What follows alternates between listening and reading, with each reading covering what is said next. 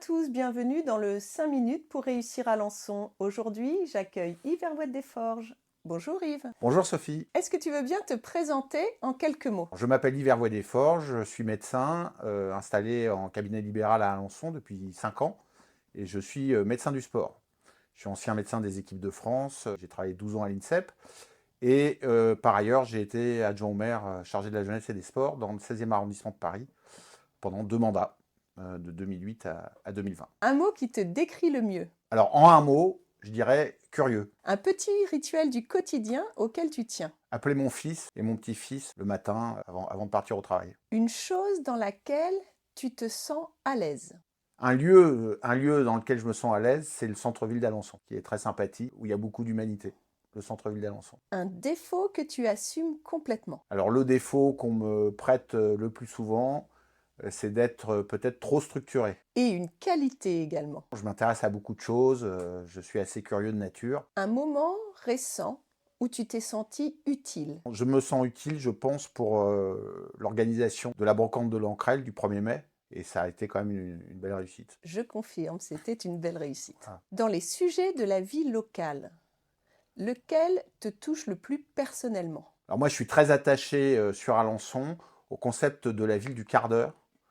Et je trouve que c'est une petite ville qui est de grande qualité à vivre. On peut en quelques minutes se retrouver dans le centre-ville, y compris à pied.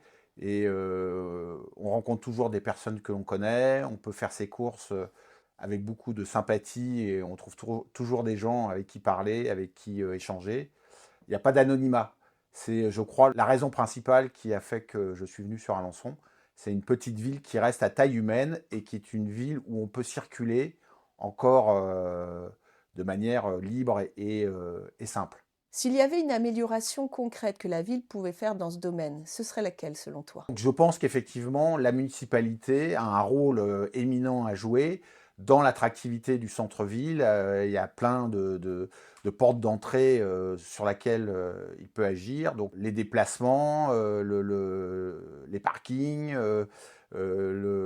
effectivement les animations qui doivent, à mon avis, être plus fréquentes toute l'année et pas simplement cantonnées aux fêtes de Noël. Il faut aussi se préoccuper de la place de la Magdeleine devant la basilique, qui est une très belle place sur laquelle malheureusement il y a les marchés, mais en dehors de ça, il n'y a pas grand-chose.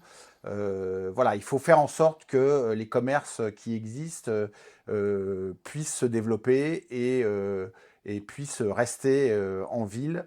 Il faut sans doute revoir le foncier, les taxes foncières. Enfin, il y a certainement tout un tas de dossiers à aborder pour faire en sorte que ce centre-ville se développe et soit un pôle d'attractivité pour tout le territoire d'Alençon. Qu'est-ce qui t'a donné envie de t'impliquer pour Alençon? Alors, ce qui m'a donné envie de m'impliquer sur Alençon, bah, j'y habite depuis 5 ans, j'y travaille.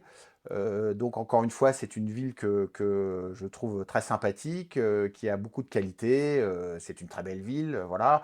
Je trouve que c'est tout de même une ville qui est un peu, comme on dit, en dessous de la main et qui aurait besoin de plusieurs mandats probablement, avec dynamisme, pour que cette ville retrouve toute l'attractivité qu'elle mérite. Elle est extrêmement bien placée au niveau géographique, donc vers l'ouest de la France. C'est un carrefour, et donc elle devrait aujourd'hui bénéficier de plus d'attractivité, y compris des personnes qui viennent de la région parisienne comme moi.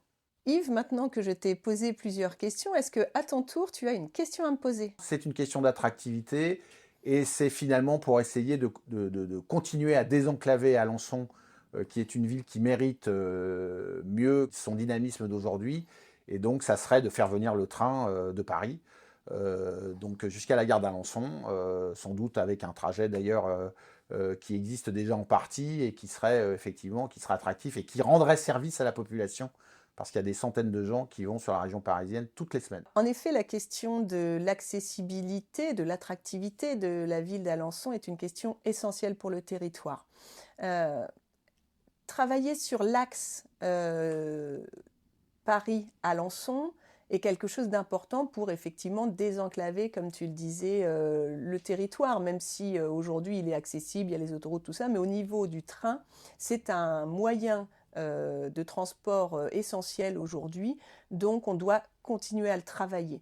Effectivement, le maire d'Alençon n'est pas en charge directement de ça, sauf qu'il a un vrai pouvoir aussi de travailler avec les personnes vraiment en charge de ce dossier, et c'est quelque chose qui sera essentiel pour le territoire. C'est un dossier auquel nous serons attachés, ça c'est évident, parce que c'est important pour le développement d'Alençon.